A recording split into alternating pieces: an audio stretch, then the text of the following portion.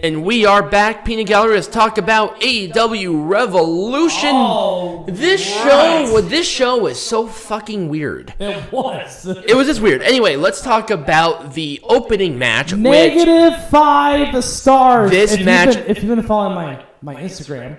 Yes, I did see that. Starting on my Instagram, starting tonight, moving forward, I'm going to be doing my play-by-play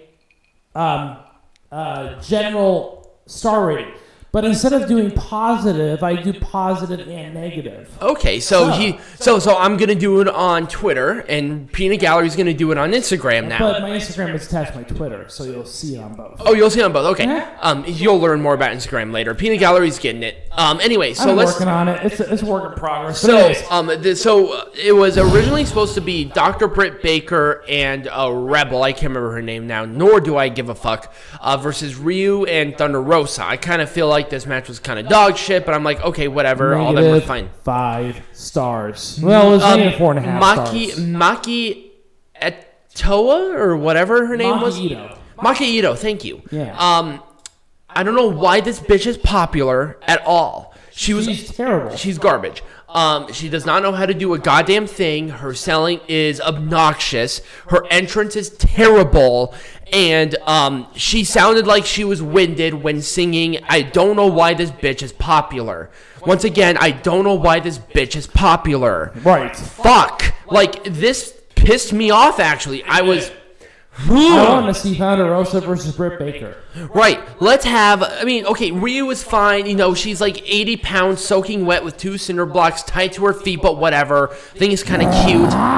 Whatever. And Thunder Rosa is fucking awesome, and Britt Baker was the fucking star of this goddamn show, but they put this Mikey bitch back in here 4 million times, and I was done with it.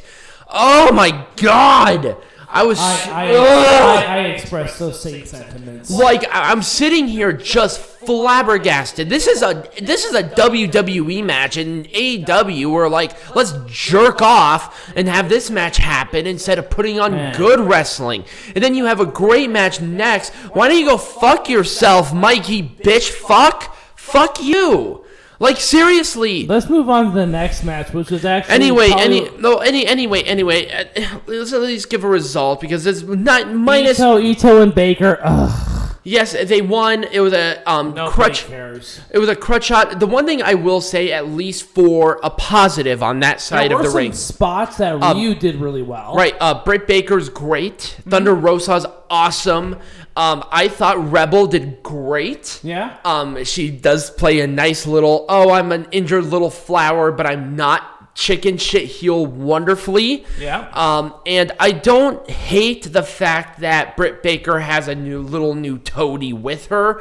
I just wish it wasn't a fucking obnoxious little bitch. Oh, whatever. Anyway, let's go to our first contest, which, in my opinion, was probably one of the best matches of the night. And definitely a contender for match of the year by far. Young Bucks, Chris Jericho, MJF. For the AEW World Tag Team Champions. Well, clearly the Young Bucks won. It wasn't the right call, but whatever. It was the correct call. It was not the correct call. It's a dirty-ass lie. He's just bitter because he lost. You're being racist, so... I'm not racist. They're all white. So... it was an amazing match. This match was incredible. Rivalry was good going in. Yep, rivalry was great going in. A nice little sprinkle. I also like that sort of little jab between Chris Jericho and MJF. You know that it's not going to last. Right. And it was just awesome. It was great. And also, it was a Meltzer driver on Jericho, so Jericho ate the pin. Which was good. Yes, MJF looked awesome in this match, and the reactions for, like, the close calls were awesome. And there were times where I'm like, oh my god, this is it right here. Right. And it's like, this is how wrestling is supposed to be, right here. Where you're like, oh my god, if this match ended right now, it's great. Kick out. Oh my god, awesome. What are they going to do next? They top it. Right. Boom. Hit a big move. Oh, is this going to be it? Okay, no. Another top move. It just got better and better and better. It's like, okay, people can bitch about Jericho all they want because of his political whatever, but my god, how... I can pull a match off. Chris Jericho is one of the best wrestlers of all time by a mile. He's in the conversation. 100%. That's just his. Oh yes, absolutely. So yes, the Young Bucks are still World Tag Team Champions. Thank goodness.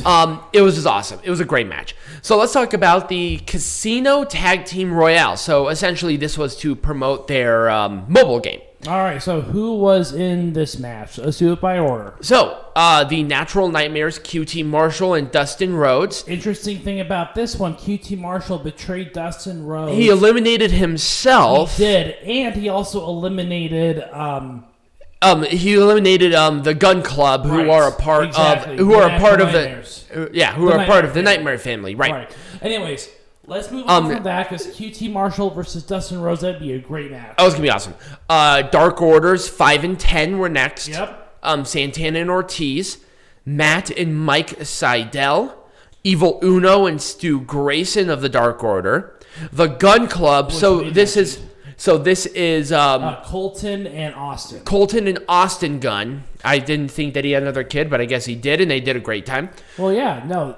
Like I said, I think because you assume it's Billy, but Billy was just a placeholder until Colton got in. Right.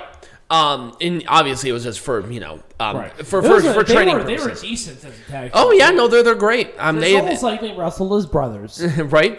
Varsity Blondes, who are always great. They're magnificent. Bear Country, I love Bear Country. Oh, they remind me so much of Heavy Machinery. They do. It was like Heavy Machinery, and I think you even said War Machine at one point. They're just great. They're awesome. Jurassic Express, huge pop, very over.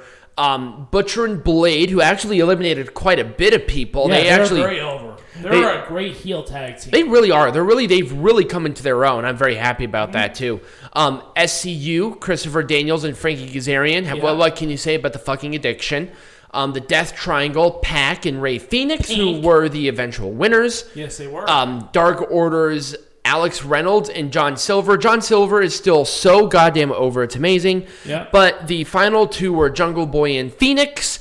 I saw the final sequence. Phoenix, once again, did a suicide dive where he was going way too fast, way too high. And he went over top of Jungle Boy and went into the crowd and basically kicked them in the face like he did with the AAA bitch. So... and then when they got back into the ring, they had a great transitions, and the Death Triangle won. So I thought that it was a correct call. I kind of wish I chose them.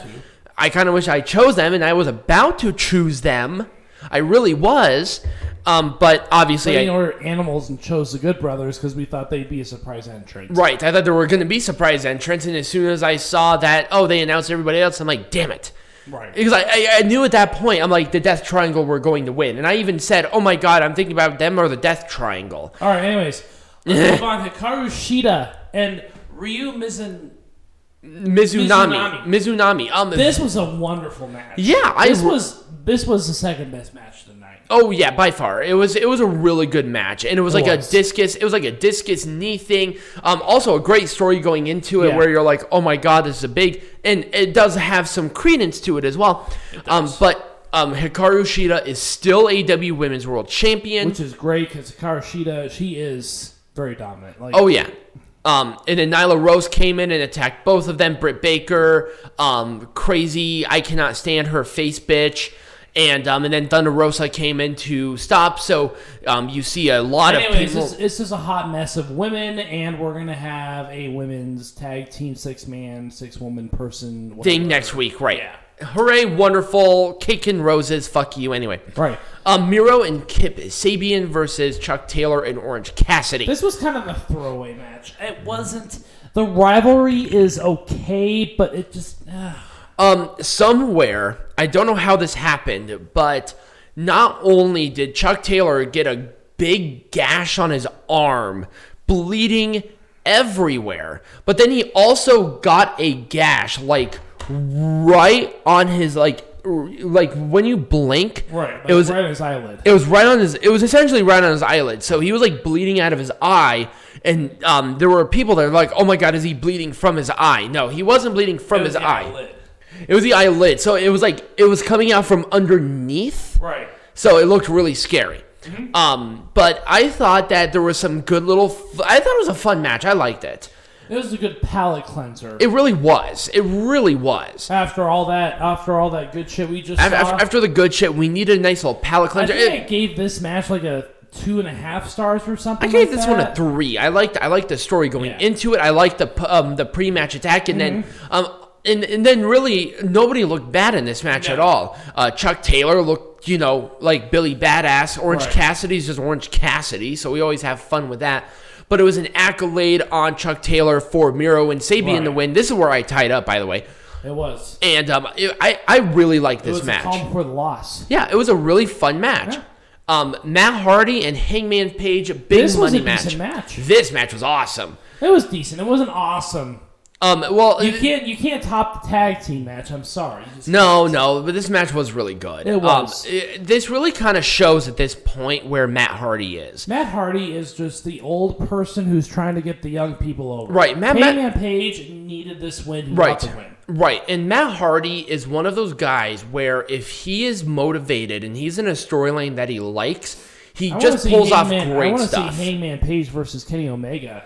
Oh, yeah. For the AEW championship. It's going to happen. Oh, yeah. But it was a buckshot lariat on Matt Hardy. Also, Dark Order came out and helped against Private Party, who were trying to interfere on Matt's behalf. I love Private Party, by the way. Mm-hmm. They were in the Eliminator. I'm not sure how they didn't end up on my list. Right. But Private Party, they needed to be heels. I think they're greatest heels. Big Money Matt is one of my favorite. Matt Hardy? Oh, yeah. Oh, God. I love Big Money Matt. Instant credibility. Oh, yeah. I love Big Money Matt. And him doing what he's doing is like you can tell he's really enjoying it, and it's you could just see such a difference, and you feel it, you can see it, and you see it in the work that they do in the ring. It's just wonderful. Oh, well, before we get to the next match, that backstage segment with Paul White. Yes. Paul White, he looks so happy to be there. Like, you yeah. There was that kind of weird, like, energy about him. Mm-hmm. And you could tell that he was just so happy to be there. He was excited. He was like, I can't wait for this. He also looks like a male parental unit, and it's kind of weird. Also, we should mention what happened on another backstage segment before we get too far in, between MJF and Chris Jericho. Now, we talked a little bit about it, but they're going to have a war council, quote-unquote, thing next week. I think that they're going to kick each other out. Really? I think that MJF is going to decide to kick Jericho out. Jericho's going to decide to kick MJF out. I think they're going to have a match double or nothing. Right. Which isn't taking place here. You are such a pussy. Anyway. I didn't lose. I merely failed to win. Let's do the Face of the Revolution ladder match. So they faced over against fucking Sonic the Hedgehog ring. Yes, it was sponsored by Cheerios. Yes, Cody Rhodes, Lance Archer, Max Caster, Scorpio Sky, Penta El Zero M. Or Penta El Zero Mierdo, my fucking notes. And the surprise entrant? Ethan Page. Yeah! Okay, we both chose Ethan Page. You just chose him to win. And I chose... You chose Lance Archer to win, but no... Scorpio Sky won. This was a Which really... I'm actually... Thinking back, I'm actually glad because Scorpio Sky is kind of the odd man out in SCU. Right. SCU is Christopher Daniels, Frankie Kazarian. Who's the Scorpio Sky guy? Right. Scorpio Sky, he's much younger than Sabian, Christopher Daniels and Frankie Kazarian. Right. And so give him a chance, and he is taking this opportunity to interrupt it. And he's really good. I think he's going to win. Right, he's very good next week. Oh yeah, he's very good. It was a really good match. It was a lot of fun. The match was awesome. You couldn't tell who won. And Scorpio Sky won. Everybody got their shit in too. Oh, God, it looked all good. Even Max Caster just looked awesome in this match. Oh my God, yes. I didn't think. The rap. God. So Max Caster is a freestyle rapper, and he did this thing where I'm gonna get my hands on. What was his line about Andrew Cuomo? And I died. It was so good. I don't remember. Anyway, listen to it if you have a chance. Yeah, listen to his freestyle about it. He did a lot of great things, and he talked about the whole thing about Dr. Seuss. He talked about yes. He was gonna cancel like Dr. Seuss, and I lost my mind. And he said something about Andrew Cuomo, and I died. It was awesome. It was so good. We were like, oh, like I was losing my mind. It was fun. It was fun. So if you have a chance, watch that. It was a great match. Anyway, this was the big signing. Yes. And I don't know why Paul White wasn't out there to introduce the guy. It was kind of weird. But it is Christian Cage. Yep. I'm surprised. He walked out. He signed the contract, left the middle of the ring. He walked back out. And it was really funny. He has a remix of his TNA theme song, which within of itself is a remix. I saw the countdown. I'm like, is it? Then I hear, dun-dun-dun-dun-dun. I'm like, yeah, that's Christian. And I knew Christian it. Cage. I was surprised about that because he made the Royal Rumble appearance. Yeah, he did. But never signed a contract with the E. I think it was actually probably a smart move overall because Edge is there right now. Remember too that they're doing kind of the countermeasure to Edge because Edge is in the WrestleMania match, so they're just doing like, let's just do something. Right. He probably saved his career a lot more stuff than anything. I think Christian did a good thing by signing with AEW. 100%. I can see good things out of him, not just with AEW. I see him more so with Impact Wrestling. I can see him go to NWA and help them out a little too, yeah? Mm-hmm. New Japan Pro Wrestling. Oh, hell yeah. No, just remember, they're all working together. The possibilities are endless with this. So I'm actually... We guessed it. We knew it was going to happen. We knew it was going to be Christian, but there were a chance of like a Rob Van Dam in there. Or Kurt Angle. Or right.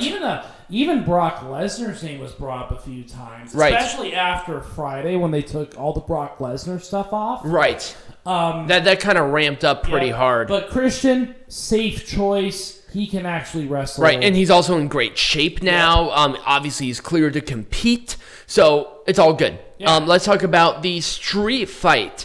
Darby Allin and Sting versus Brian Cage and Ricky Starks. It was very mixed about this one because it was a cinematic match. So here's my thing. I liked it, and then it just like ended, and I was kind of disappointed. Oh, I know. The ending was disappointing. That's why I only gave it like 2.5 stars. It was a very disappointing ending. It was a good setup. Sting was protected very well. It was almost what I had expected, but maybe not necessarily from AEW. Right. But Sting's match back should, if he was going to wrestle, should not have been this. No. And I'm sorry to hate to say this, but honestly, if this was going to be his return match, I didn't want him to return fucking at all. Right. I'm sorry. No. Don't sign the person because they have the name. How healthy are they? Christian, for instance, got clearance. He's there. He's ready. And he's in ring shape. Right. Sting was not. And Sting was the person who pinned. He won the match. Right. He pinned Ricky Starks. Why are you doing that? Of anything, I wonder if they're setting up a Brian Cage versus Darby Allin match for Double or Nothing. Maybe, but then you bury Ricky Starks? Like, why? Because no one cares about Ricky Starks. I mean, Ricky Starks is really young. It's really all about Brian Cage at this right. point. I mean, Ricky Starks is really young. Like, he's super young. And they're really trying to put over Darby Allin, too. All right, and Ricky Starks will be fine. Yeah. But it was just kind of a weird choice overall. It was a weird choice, I agree. It wasn't my favorite match of the night, but it is what it is. Now, compared to other matches compared to other cinematic matches I've seen, it was probably one of the better ones. Bad. I thought the ambiance was fine. Let's do also Taz on commentary during this. I loved it. I loved it too. It was good. I love Taz on commentary. I do too. Anyway, let's talk about Kenny Omega versus Jon Moxley in a barbed exploding wire death match. Now, barbed wire exploding death match. A barbed match exploding death wires. Okay. The barbed Omega Moxley champion death match. Okay, anyway, perfect. What do I say? I don't know. This match was kind of boring. It was. This was not my favorite match. I was pissed. I didn't even notice the explosions half the time. That's how okay. I was unenthused about it. Now, at the beginning, they told a great story, and I thought they actually did some cool stuff, and I was fine with it. But it's like, they had an explosion? You know, with barbed wire and stuff. And, when you saw it, it was fine. But, okay, here's my problem. It was going well. I would say, It literally ended like a fart in church. Right. It was terrible. Kenny Omega hit a one-winged angel on Moxley into a chair to win the match instead of the end of the countdown, which was what I was expecting, right? Right. And when I'm thinking about this, I'm like, AEW's going to do this right. It's not going to be a fart in church. So basically what happened was Omega got help with Gallows and Anderson, and then he started to attack Moxley, handcuffed him, left him in the ring for the countdown to end. Eddie Kingston came out to protect Moxley. So I'm like... And I was thinking like something more dramatic than what happened. It was right. like little sparklers. It was almost like Gilbert was going to come out or something. So essentially this is what happened. It went down. There was like... On all 4 posts in each corner, it started to go up, and then everything went off, and that was it. Instead of like a bunch of stuff going on all at the same time for, I was thinking like something for like 25, 30 seconds. Right. That's an exploding barbed wire death. I was thinking something that would have been like, like an Inferno match, like... Right, like a big thing. Let's have fire and all this. But instead... number one, the ropes were still there, and I hate that. Just get rid of the fucking ropes. And then it just happened in like 10 seconds, and for some reason, Eddie Kingston sold it like he was shot in the face with a large gun. Right. And it was stupid. It was so bad. The crowd booed very audibly, to the point where they had to mute the crowd and put an Eddie Kingston chant because people were pissed. Mm-hmm. And I can't blame them. You can tell that people were pissed. Right. They did a lot of great creative things in this match. They did. The match itself was very well done. The ending just pissed me off. Yeah. What happened? There was like 30 seconds. I'm like, they're going to bring another person out. I legitimately thought that like Brock Lesnar or somebody was going to come out after those 30 seconds went down, but no. Right. It was like, that was it. That was the end.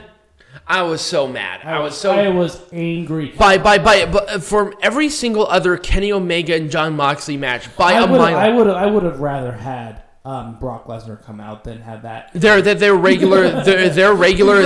regular one-on-one match was better than this match. Oh God, this was their worst match. This is their worst match by a mile and a half. This was to me. It was. I think he gave like 3 stars. It was. Yeah, it was kind of garbage. I hated this. I was expecting so much because like their unsanctioned match that felt good. Yeah. It did. Anyways. Is there anything else we need to talk about with this before we get to the ratings? Let's do ratings and best match of the night. So I will go first. I'm gonna give the entire show a 3. Okay. Probably one of my lower things for an AEW show, and I have to give this. I have to give match of the night to the AEW World Tag Team Champion match. Yep, and I'm gonna agree with you. AEW World Tag Team Champion match, 4.5 stars. 4.5? Yep. Young Bucks versus Chris Jericho and MJF, 4.5 stars. Not quite a 5-star match. Oh no! The overall star rating of the show. Oh no, the overall star rating is like a 3. Yeah. But Chris Jericho versus MJF. MJF and Chris Jericho versus Young Bucks. That was a 4.5 star match. There were only a couple of matches that really helped this. The women's world champion match. That was a 4-star match. The Matt Hardy Hangman Page match. I really liked that match. I thought that was a 4 match. I think you gave that a 4-star. Yep. But then like everything else, like the Casino Battle Royale. I kind of like the main event just kind of pissed me off. Right. Christian's was pretty obvious, so I couldn't really bank it on that. Right. And then the main event just kind of pissed me off the whole night. But anyway, so next week there are no pay-per-views, but what we're going to talk about is something that we have run into a bunch of times, and that is professional wrestlers on social media. It's going to be a free-form discussion. We're going to give some examples of good and bad examples of this. And we're just going to have, like, what we think would be a good thing, what would be a bad thing. It's just going to be fun. Right. So that's if you, as a fan, want to be involved in this discussion, after this show tonight, I'm going to be opening up a channel on our Discord. Okay. And we are going to have you guys get involved in the conversation if you so choose. Right. You're a moderator, right? I am a moderator. Yeah, I assume. So I'm going to open up a channel after this episode tonight. And if you want to get involved and let us know what you think about this. For the whole week. Don't think it has to be like now. We're going to pay attention to the whole week. But think about it for the next week. The invite will be in the description. Mm-hmm. Also, I am very close on completing majesticproduction.com. We're going to have a website. Excellent. So yes, become big announcements, Discord, and website. And as always, be majestic.